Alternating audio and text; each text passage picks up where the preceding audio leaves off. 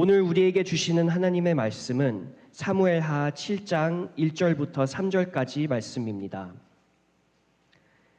사무엘하 7장 1절부터 3절까지 말씀을 한 절씩 교독하겠습니다. 여호와께서 주위의 모든 원수를 무찌르사 왕으로 궁에 평안히 살게 하신 때에 왕이 선지자 나단에게 이르되 볼지어다 나는 평양목궁에 설가는 하나님의 권능 회장 가운데 있도다. 같이 읽겠습니다. 나단이 왕께 아뢰되 여호와께서 왕과 함께 계시니 마음에 있는 모든 것을 행하소서 하니라. 아멘.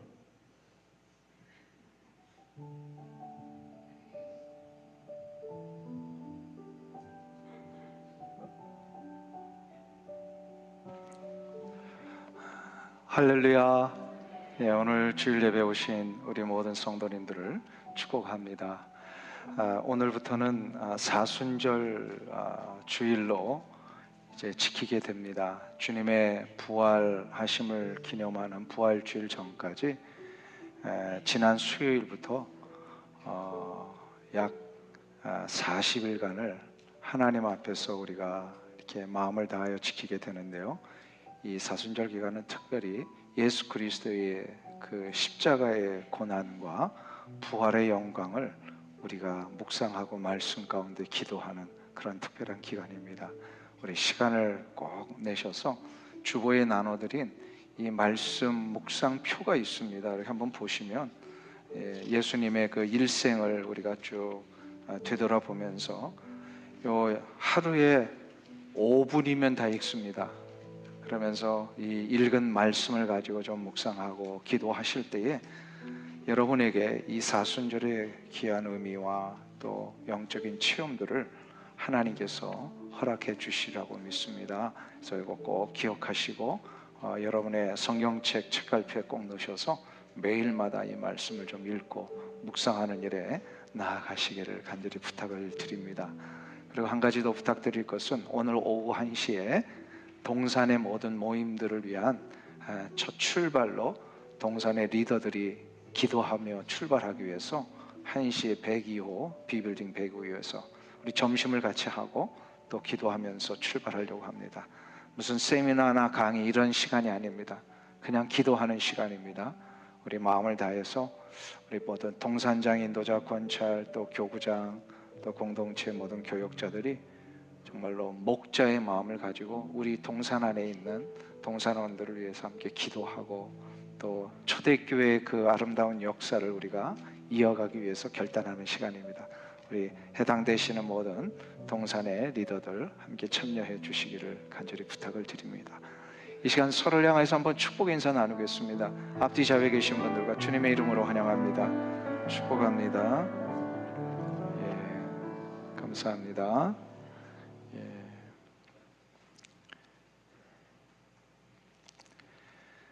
오늘 읽은 이 사무엘하 7장은 하나님의 구원의 역사를 이해하는 데 있어서 매우 중요한 본문 중에 하나입니다. 다윗이 가지고 있었던 그 하나님의 성전에 대한 마음이 어떠했는지를 이제 우리가 잘 살펴볼 수가 있는데요. 성전, 우리가 결론부터 얘기를 하면 성전은 결국 누구를 가리키기 위한 것이었죠? 예수 그리스도를 가리키기 위한 것이었습니다. 구약에 나오는 모든 성전 제사와 성전의 의미는 예수 그리스도를 가리키는 것이었어요.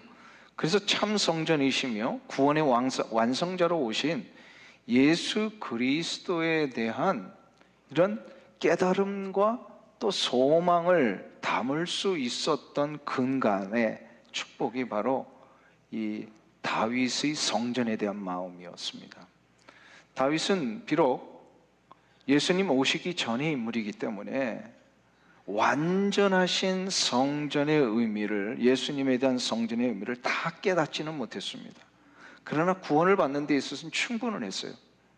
그러면서도 그가 오실 예수님을 대망하면서 하나님을 예배하고 경배하기 위하여 그 실체이신 예수님의 모형인 성전을 짓기 위하여 아주 애타는 마음을 가지고 있었습니다. 그리고 성전에 대한 사모함이 있었습니다. 그 마음이 얼마나 간절했는지 시편 27편에 보면은 이런 말씀이 나옵니다. 오늘 제가 그 본문을 드리지 못했는데 시편 27편 4절에 보면 이런 말씀이 있어요. 내가 여호와께 바라는 한 가지 일 그것을 구하리니 곧 내가 내 평생에 여호와의 집에 살면서 여호와의 아름다움을 바라보며 그 성전에서 사모하는 그것이라. 그 성전에 대한 사모함이 있었습니다. 이건 단순히 성전이라는 건물을 사모한다는 게 아니라 그 성전에 임재하시는 하나님의 역사와 은혜를 사모한다는 것이었어요. 결국 이거는 장차 오실 예수 그리스도에 대한 사모함입니다. 이 마음이 얼마나 간절하고 남달랐는지 하나님은 이 마음을 기뻐하셨습니다. 열왕기상 8장 18절에 보시면 솔로몬을 통하여 자기 아버지 다윗의 성전에 대한 이 간절함이 하나님이 얼마나 기뻐하셨는지를 가르쳐 주십니다. 우리 같이 읽겠습니다. 여호와께서 내 아버지 다윗에게 이르시되 내가 내 이름을 위하여 이 성전을 건축할 마음이 있으니 이 마음이 내게 있는 것이 좋도다. 하나님도 다윗의 이 마음을 귀히 여기셨어요. 너무 기뻐하셨어요. 다윗의 이 마음은 그냥 이루어진 마음이 아닙니다. 그의 삶에 배어있는 하나님에 대한 신뢰와 헌신과 구원에 대한 확신에서 나왔어요. 오늘 본문 1절을 보시면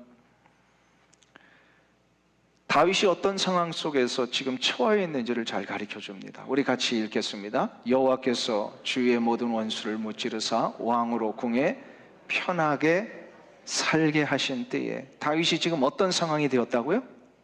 평안한 상황입니다. 그는 기름 부음 받아 왕으로 하나님 앞에 임명받은 이후부터 얼마 전까지만 해도요 끊임없는 전쟁과 정복의 싸움의 연속을 가졌어요. 도망자의 삶을 살았고 왕이 돼서는 끊임없는 전쟁을 했어요. 그러니까 한시도 편안할 날이 없었어요. 조금만 괜찮았다면 또 막 이 궁궐 안에서의 이런 어려움들이 막 일어나고 심지어 막 구테타도 일어나고 막 이런 일이 일어났잖아요. 그런 일들 때문에 얼마나 한평생 힘들고 어려운 시간들을 보냈습니다. 그런데 오늘 본문에 보니까 이 주위의 모든 원수를 물리쳐 주셨어요. 하나님이. 그리고 궁에 어떻게 살고 있었어요? 평안히 살고 있다. 이런 시간이 왔다라는 것은 참으로 하나님이 다윗을 기뻐하셔서 그에게 쉴 수 있는 시간을 주셨다라는 겁니다. 이 인생의 힘든 거 다 마무리하고 이제는 안정을 찾았어요. 보통 사람들 같은 경우에 이렇게 힘든 거 쫙 지나가고 안정을 찾으면 어떤 생각이 듭니까? 이제는 내가 고생한 거에 대한 좀 보답 좀 받았으면 좋겠다. 그렇잖아요. 이제 고생 끝. 그 다음에 뭐 시작? 그게 다 우리의 바람이 그래요. 이제 고생이 지나가면 이제 조금 편안하고 행복하게 지내고 싶다. 근데 다윗은 그렇지 않았습니다. 다윗에게는 고민이 하나 새롭게 시작이 됐습니다. 편안해졌지만 고민이 시작이 됐어요. 자신에게 주어진 이 안락함과 편안함이 오히려 부담이 된 거예요. 부담이 되었어요. 왜 부담이 되었을까요? 하나님의 법궤는 초라한 휘장 가운데 그냥 방치되어 있었기 때문입니다. 법궤가 뭐죠? 하나님의 법궤? 바로 이스라엘 백성과 다윗을 향하신 하나님의 임재의 상징하심이 축복의 상징이에요. 하나님이 거하시는 전이에요. 이 법궤가 있는 것이 하나님의 전이 됩니다. 다윗은 이런 상황 앞에 비록 환경적으로는 편안함이 왔지만 쉴 수가 없었어요. 하나님에 대한 죄송함이 있었기 때문입니다. 죄송한 거예요. 자기는 지금 어디에 거하고 있어요? 백향목으로 만든 궁에 거하고 있습니다. 백향목이 뭐죠? 그 시대에는 최고의 목재입니다. 100년이 지나도 썩지 않고 그 향기가 없어지지 않는 아주 최고의 목재로 자기의 궁궐, 자기의 집을 지어놨습니다. 지금으로 말하면 온통 대리석과 황금으로 그냥 도배를 한 거하고 똑같은 거예요. 자기 집은. 그런데 지금 하나님의 저는 초라한 휘장 가운데 이렇게 만들어져 있었다라는 것에 대한 자신의 죄송함과 부담이 있었어요. 다윗의 이 마음은 영적으로 느슨해질 수 있는 상황에서 자신의 마음을 세속적이고 탐욕적인 것에 내어주지 않는 아주 중요한 근거가 됩니다. 영성이라는 말을 우리가 자주 듣죠? 영성이라는 말은 중세 때부터 나온 건데요. 특별히 이 시대는 그 신앙인의 영적인 상태나 그 능력이 어느 정도인지를 가늠할 수 있는 단어로 영성이라는 단어를 쓰고 있습니다. 자, 그러면 우리가 영성에 대하여 우리 신앙의 어떤 상태들을 좀 한번 점검해 봤으면 좋겠습니다. 이 영성이 우리에게 어떨 때 더 확실하게 드러납니까? 처절한 영적 싸움이 일어날 때입니까? 아니면은 영적으로 느슨해질 때 영성이 나타납니까? 우리가 영성을 평가하려면 진짜 그의 영성은요, 편안하고 느슨해질 때 나타나는 모습이 무엇인가를 봐야 그 진짜 영성을 평가할 수가 있습니다. 삶의 고통이 있고 아픔이 일어나고 사단의 집요한 공격이 있을 때는요, 영적으로 다 긴장을 합니다. 이런 상황을 맞이하면 기도 안 하는 사람이 없습니다. 다 기도합니다. 기독교 2000년 역사에 있어서 신앙인들이 무너진 건요, 핍박이 올 때가 아닙니다. 핍박이 올 때는요, 더 성도들이 강했어요.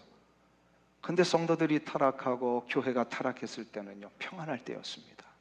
왜요? 사단 마귀는 그때를 이용해서 우리 성도들의 영적인 상태를 자꾸 흔들어 놓기 때문입니다.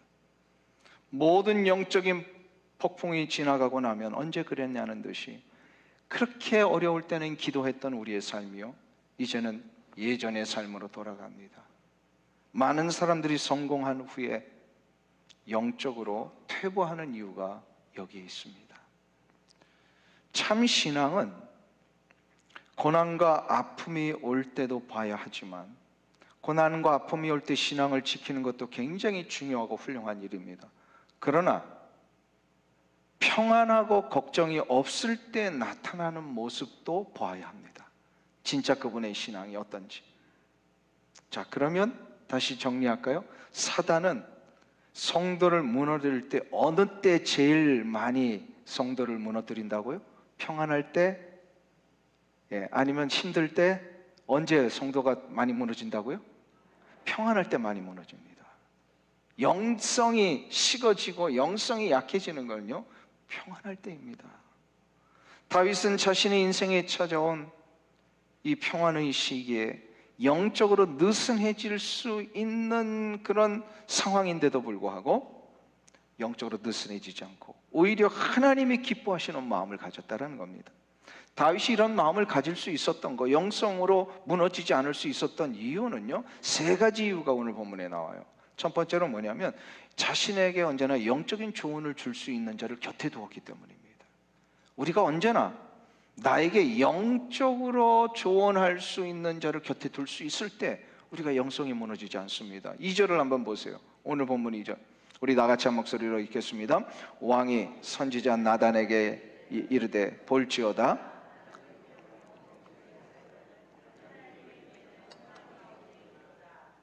평안한 시기에 휴식을 취하는 이 환경 속에서 다윗의 곁에 누가 있었다고요? 나단 선지자가 있었다는 걸 우리 주목해야 합니다. 나단 선지자는 선지자입니다. 구약시대의 선지자는 왕이 부르면 언제나 나타나는 그런 신하가 아닙니다. 이 선지자는 하나님의 명령을 따라 왕에게 가라 하면 가는 자였어요. 그러니까 왕이 부른다고 그게 가는 게 아니에요. 선지자는 반드시 하나님의 어떤 부르심 앞에 순종하며 명령을 전하는 자였습니다. 그런데 지금 보면요, 다윗의 곁엔 나단 선지자가 있었다. 그것도 왕이 국사를 논하는 자리나 중요한 회의의 자리가 아니라 가장 편안하고 그냥 자신의 삶을 즐기는 이 휴식의 시간에 나단 선지자가 옆에 있었다는 거예요. 이게 무엇을 뜻할까요? 다윗은 지금 자신에게 영적인 조언을 주고 하나님의 말씀을 전달할 수 있는 선지자를 늘 평소에 가까이 했다라는 뜻입니다. 다윗은 지금 필요한 순간에만 나단 선지자를 찾은 게 아니었어요. 늘 같이 있었기 때문에 이렇게 궁궐에서 휴식을 취하는 이 상황 속에 자기 머릿속에 떠오르는 이 이야기를 나단 선지자에게 나눕니다. 이것이 다윗이 자신의 영성을 지킬 수 있었던 아주 중요한 원칙입니다. 그것 원칙을요, 시편 119편 63절에서 이렇게 얘기를 하죠. 그가 얼마나 영적인 동료들, 영적인 사람들과 함께 했는지 같이 읽겠습니다. 나는 주를 경외하는 모든 자들과 주의 법도들을 지키는 자들의 친구라. 사람은 누구와 사귀느냐, 누구와 함께 하느냐, 그의 신앙과 영성을 보여줍니다. 우리 오늘 이 아침에 한번 솔직히 고백해 보시자고요. 여러분 주위에는 어떤 사람이 있습니까? 맨날 불러내서 술 먹자, 담배 피자, 놀러 가자 이런 친구들만 있다면요, 그분의 지금 영적인 상태가 그런 거예요. 근데 점점 그런 친구가 불러내지 않고 전화 오는데 권사님이 전화 오고 집사님이 전화 오고 장로님이 만나자고 그러고, 그럼 그분 뭐예요 지금? 영성이 그런 어떤 신앙의 공동체 안에 있는 겁니다. 누구와 사귀느냐, 그의 신앙과 영성이 무엇인지를 보여줄 뿐만 아니라 그와 함께 있을 때에 바로 신앙과 영성이 더욱 돈독해집니다. 잠언 13장 20절은 이렇게 말씀합니다. 지혜로운 자와 동행하면 지혜를 얻고 미련한 자와 사귀면, 우리 요거 말씀 아주 중요한 말씀입니다. 같이 읽겠습니다. 지혜로운 자와 동행하면 지혜를 얻고 미련한 자와 사귀면 해를 받습니다. 아멘. 여러분들은 지혜로운 자와 동행하십니까? 여기서 지혜는 뭐죠? 하나님의 말씀에 근거하여 사는 자가 지혜로운 자입니다. 하나님의 말씀에 근거하여 사는 자와 동행하면 하나님이 주시는 놀라운 말씀의 생명의 지혜를 얻습니다. 제가 늘 자주 인용하는 C.S. 루이스, 원래 이분은요 아주 심각한 무신론자였어요. 근데 그의 이제 그 책 속에 자기가 어떻게 무신론자에서 유신론자가 되었는지에 대한 일화가 나와요. 그는 그 옥스퍼드와 캠브리지에서 아주 저명한 교수 생활을 할 때만 해도요 전혀 예수 믿지 않았던 사람이에요. 그런데 그가 늘 저녁에 그 캠퍼스 안에 이렇게 산책로가 있는데 거기를 거닐었답니다. 근데 하루는 자기 아주 친한 동료인 J.R. 톨킨이라고 하는 동료 교수가 있어요. 이분은 아주 신실한 크리스천인데 이분이 하루는 같이 산책로에 길을 걷다가 자기는 무신론자이고 J. 톨킨은 그리스도인이니까 그냥 짓궂은 질문을 하나 합니다. 기독교의 복음도 결국 고대 신하들이 짜깁기 한 거짓말 아니냐. 무신론자니까 당연히 이제 그런 얘기하고 또 자기는 또 대학 교수니까 그런 얘기를 할 수 있었어요. 이때 그 친구였던 톨킨이 누군지 아시죠? 반지의 제왕을 쓴 저자입니다. 아주 신실한 크리스천인데요. C.S. 루이스에게 이런 얘기를 해요. 루이스, 자네 말이 맞네. 그거는 신화지. 그런데 예수 그리스도의 십자가와 부활은 하나님께서 인간의 역사 속에 실제로 이루어 주신 참된 신화이네 라고 얘기를 합니다. 이 한마디에 C.S. 루이스가요 거기서 아마 충격을 받은 것 같아요. 신화는 다 가짜라고 생각했는데 진짜 신화가 있구나. 그러면서 거기서 고민을 시작을 하고 거기서 드디어 신앙을 받아들이게 됩니다. 그 이후에 C.S. 루이스는 언제나 자신의 학술적인 모든 연구나 또 저명한 인사로서의 어떤 결정을 할 때에 그는 이미 유명한 캠브리지의 교수였지만 자기 옆에 있는 톨킨에게 늘 조언을 구했다. 신앙적으로 어떻게 해야 되는지. 그래서 대화를 하면서 결국 그가 만들었던 그 유명한 책이 나니아 이야기 아닙니까? 나니아 이야기 아시죠? 예, 어린아이들이 참 좋아하는. 그러나 거기에는 다 예수 그리스도의 복음의 메시지가 들어가 있어요. 그 책 속에. 그러면서 그는 언제나 이제는 무신론자들의 모임이 아니라 The Linking,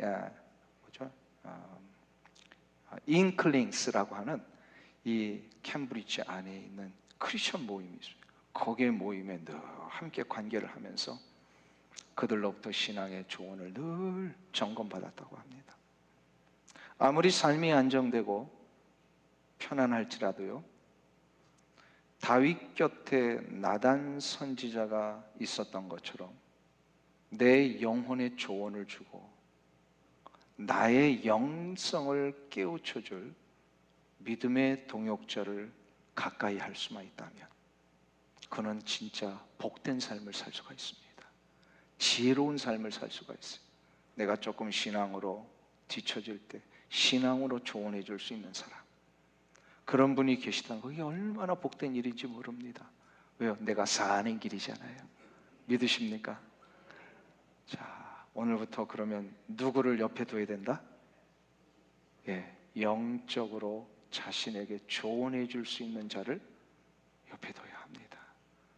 자꾸 죄된 거, 세상적인 거, 세속적인 거 이런 거 조언하는 사람과는 점점 우리가 관계를 멀리 해야 돼요. 자꾸 물들거든요. 그런 사람들하고 누구와 사귀느냐에 따라. 그런데 오늘 다윗의 이야기를 보면요, 다윗이 이렇게 하나님을 기쁘시게 해드릴 수 있었던 두 번째 이유가 나와요. 그것은 다윗은 언제나 영적인 일에 관심을 두었기 때문입니다. 영적인 일에. 2절을 다시 한번 보실까요? 거기 보시면 왕이 선지자 나단에게 이르되 볼지어다 나는 백향목공에 살거늘 하나님에게는 휘장 가운데 있도다. 이 고백은 권력과 부를 얻은 자들에게는 좀처럼 볼 수 없는 아주 놀라운 고백입니다.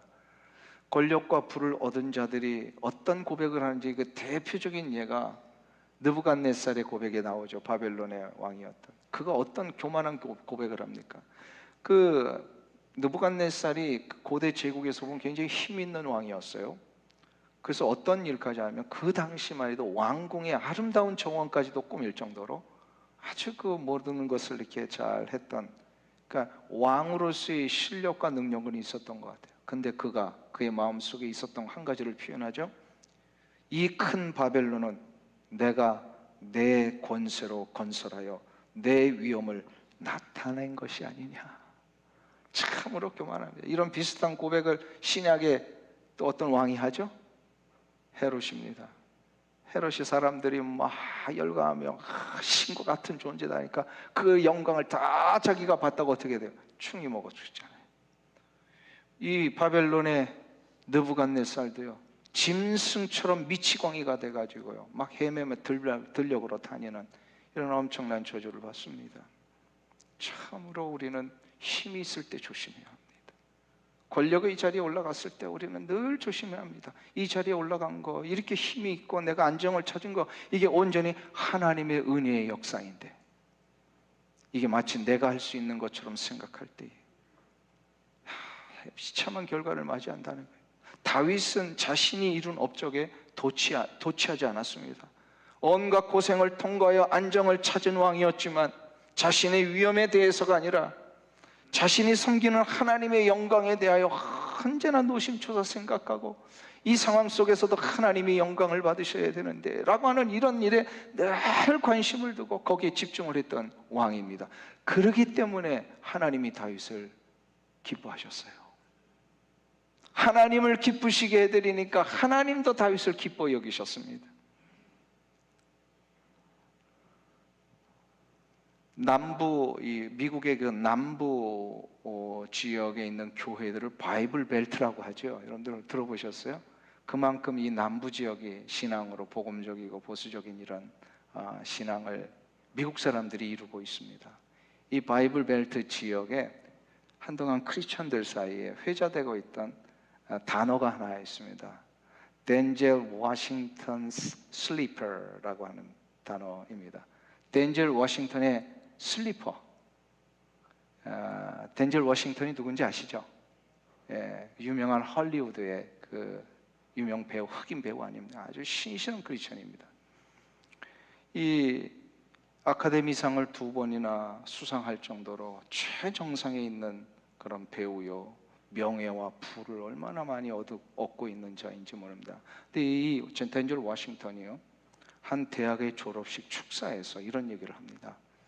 아무리 사람이 큰 성공을 거둬도 결국 그가 주고 장례식장에 리무진에 의하여 실려갈 때에 그 뒤에 그 죽은 사람의 이삿짐 트럭이 함께 가고 있는 거 본 적 있습니까? 이런 도전을 합니다. 우리 장례식 보셨죠? 그 장례식 하면은 이제 쭉 세미터리까지 이렇게 우리가 차를 타고 갑니다. 근데 그 시신이 담겨 있는 리무진 차 뒤로 그 사람의 이삿짐이 같이 실려가는 거 본 적 있으세요? 없잖아요. 이 이야기를 하면서 덴젤 워싱턴이 이런 얘기를 해요. 세상의 성공은 결코 우리가 가져갈 수 없습니다. 그러니 오늘 밤 여러분의 슬리퍼를 침대 및 아주 깊숙한 곳에 밀어 넣으십시오. 내일 아침 잠에서 깨어서 그 슬리퍼를 꺼내 신으려면 반드시 바닥에 무릎을 꿇어야만 하도록 말입니다. 그리고 무릎을 꿇어 슬리퍼를 꺼내는 김에 그 자리에서 가장 먼저 하나님께 감사의 기도를 올리십시오. 그 얘기를 하는 거예요. 여러분들 그 침대 이렇게 스페이스가 있잖아요, 바닥에. 오늘부터 뭐 하라고요? 실내화 거기다가 다 집어넣고 아침에 일어나면 그거 꺼내서 무릎 꿇고 꺼낼 때 뭐 하라는 거예요? 기도하라는 거예요. 화려한 세상에서 자신의 성공에 취하지 않고 매일 아침 바닥에 엎드려 하나님을 바라보며 나의 영적인 상태를 드리며 나가려는 이러한 몸부림이 있는 자는요, 결코 무너지지 않습니다. 이 마음을 가지고 백향목 궁에 거했던 자가 바로 다윗입니다. 얼마나 화려한 궁궐입니까? 근데 거기에 거해서도요, 결코 다윗은 하나님을 향한 이 시선을 놓치지 않았습니다. 늘 영적인 일에 마음을 두고 자신의 업적에 대한 치사에 대해서는 전혀 개의치 않고 하나님의 마음을 헤아려 드리는 일에 시간을 드리고 물질을 드리고 나의 모든 인생을 거기에 맞출 수만 있다면 하나님은 그 인생을 기뻐하십니다. 내가 하나님 기뻐하시는 일을 하면 하나님은 나의 인생을 기뻐하셔요. 하나님이 기뻐하시는 인생이 될 때에 그의 삶을 하나님이 책임지고 인도하십니다. 근데 마지막 세 번째로 다윗이 하나님의 마음을 기쁘시게 해드릴 수 있었던 것은 그가 형식이나 율법주의에 사로잡힌 자가 아니라 하나님의 은혜에 감복하여 반응했기 때문입니다. 나단 선지자는 다윗의 마음을 이해했습니다. 이제 다음 주에도 한번 살펴보겠습니다만 결국 다윗이 이렇게 성전에 대한 간절함으로 성전을 짓고자 했지만 하나님은 어떻게 하셨어요? 짓지 못하게 하셨어요. 그 내용은 이제 다음 주에 살펴보려고 해요. 그러나 나단 선지자는 이 상황에서 다윗의 마음을 이해했어요.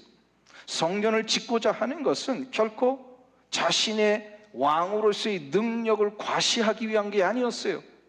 그렇게 만일에 성전을 지었다면 그건 율법주의에 빠지는 거예요. 하나님의 마음이 무엇인지 아랑곳하지 아니고 내가 원하는 것을 그냥 이뤄내므로써 자기 자신의 만족을 얻으려고 하는 것, 이게 바로 율법주의예요. 그러니까 자기가 정해놓은 이런 형식 속에 그것을 이루기만 하면은 내가 신앙을 다 했다라고 하는 게 율법주의란 말이에요. 그러나 다윗은 성전을 그런 마음으로 지으려고 했던 게 아니에요. 하나님의 궤가 휘장 가운데 있는 거, 초라한 휘장 안에 법궤가 있는 거, 이게 너무너무 가슴이 아픈 거예요. 마음이 아파서 이제는 하나님이 정말로 하나님다우신 이 놀라운 역사를 사람들로 하여금 받으시기를 원했던 그 마음, 그래서 그는 이 성전을 짓고자 해서, 이걸 다른 말로 말해 하나님의 마음을 헤아려 드린 거예요. 아까도 말씀드렸죠. 이거를 너무 기뻐하셨다 그랬어요. 이것을 나단 선지자가 옆에서 보고서 그 다윗의 마음을 알았기에 조언을 한 겁니다. 여호와께서 왕과 함께 계시니 마음에 있는 모든 것을 행하소서. 나단은 다윗의 마음을 수정하려 하지 않았어요. 다윗의 이 영적인 열망, 거룩한 마음, 하나님의 마음을 기쁘시게 되는 이 자세를 고무하고 격려했습니다. 제가 2주 전에 여러분에게 구레네 시몬에 대한 이야기를 하면서 이런 얘기를 했죠. 억지로 한 순종도 하나님이 받으셔서 그 순종을 기뻐하시며 놀라운 축복으로 갚아주셨다, 이렇게 이야기를 했습니다. 근데 저는 미처 시간이 없어서 그 시간에 전해드리지 못한 한 가지 중요한 질문이 있었어요. 그를 여러분에게 다시 오늘은 제기하려고 합니다. 억지로라도 한 순종이 하나님이 받으셔서 복을 얻는 길이라면, 자원하는 마음으로 하는 순종은 어떤 겁니까? 자원하는 마음으로 하는 순종은 안 해도 되는 겁니까? 아무런 의미가 없는 걸까요? 결코 그렇지 않지요. 예를 들어 이런 겁니다. 하나님은 우리에게 주의를 지키라고 명령하십니다. 그래서 하나님의 이 말씀의 명령 때문에 우리는 힘이 들지만, 그래서 내 감정과 내 육체적인 상황과 물리적인 형편으로는 이 지키기가 너무 어렵지만 억지로라도 나의 고집과 나의 생각을 꺾고 말씀에 순종해서 주일 예배에 나오는 그 결단, 하나님은 그 결단을 귀히 보신다 그랬어요. 그게 억지로 하는 순종이 중요한 거라 그랬어요. 이런 상황 속에 하나님 복을 주십니다. 그 대표적인 예가 억지로 진 십자가 때문에 구레네 시몬이 복을 받고 그의 집안이 놀라운 초대교회 역사를 이루었다고 했습니다. 자, 그러면 아까 두 번째로 드린 제 질문입니다. 의무감을 넘어서서 십자가의 은혜에 감격하여 자원함으로 순종하고 헌신할 때에는 어떠한 결과가 일어날까요? 어떠한 일이 일어날까요? 이거는요, 형용할 수 없는 놀라운 복이 하나 또 더해집니다. 바로 세상에서는 결코 얻을 수 없는 참된 기쁨과 평안과 자유함이라고 하는 복입니다. 의무감으로 하는 것은요, 억지로 하는 것 때문에 축복은 주어지지만 자유함이 없어요. 그러나 내 마음에 예수 그리스도의 십자가의 은혜에 감격하여 순종하고 헌신하고 기꺼이 하나님의 마음을 헤아려 드리는 일로 나아갈 때에 나에게 참된 기쁨과 평안과 자유함이 주어진다는 겁니다. 다윗은 성전을 지으려 할 때에 이거 안 지으면 결코 벌 받을까 봐 무서워서 억지로 지으려고 했던 게 아닙니다. 자신에게 베풀어 주신 하나님의 은혜가 너무나도 컸기에 자기 같은 인생, 참 냄새나는 양들의 똥이나 치울 법한 인생으로 전락할 수 있는 자기를 찾아오셔서 왕으로 기름 부어주시고, 인간적으로 보면 형들에 비해서 아무것도 내세울 게 없는 자였잖아요. 근데 자기 같은 인생 찾아오셔서 하나님이 왕으로 세워주셔서 이렇게 왕으로서의 통치를 할 수 있게 해주신 이 하나님의 은혜, 너무나도 감격스러운 거예요. 그러한 어떤 은혜에 감격하여 그 사랑에 자원함으로 나갔던 자가 다윗입니다. 이것이 바로 하나님을 기쁘시게 해드리는 아주 중요한 원리입니다. 사랑하는 성도님 여러분, 자원하는 마음으로 주님을 섬기고 주의 거룩한 나라를 위해 헌신하시는 여러분들 되시길 축복합니다.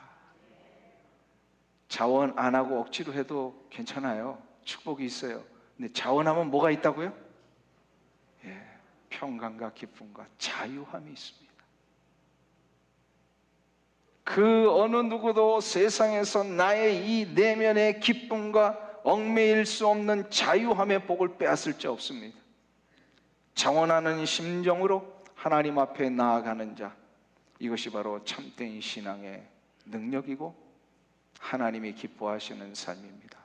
사랑하는 성도님 여러분, 이 놀라운 신앙이 여러분의 삶 가운데 다시 한번 일어나시기를 간절히 주의 이름으로 축원합니다. 기도하겠습니다. 자비하신 아버지 하나님, 우리의 삶은 이미 하나님의 거룩하신 은혜 때문에 세상과 비교할 수 없는 놀라운 축복과 은혜를 받은 자임을 고백합니다. 하나님, 하나님의 은혜가 너무 커서 그 사랑에 감격하여 자원함으로 나아갔던 다윗처럼 나를 구원해 주신 하나님의 은혜에 감격하여 주를 섬기며 주를 사랑하고 주의 몸된 교회와 하나님의 나라의 확장을 위해 우리가 쓰임받을 수 있도록 은혜 내려 주시옵소서. 그럴 때 비로소 하나님은 우리의 내면에 세상이 빼앗을 수 없는 벅찬 기쁨과 깊은 평안과 얽매임 없는 자유의 복을 부어 주실 줄 믿습니다. 이것을 기대하며 우리 성도들 이 한 주간도 승리하며 살아갈 수 있도록 은혜 내려 주시옵소서. 예수님의 이름으로 기도하옵나이다. 아멘.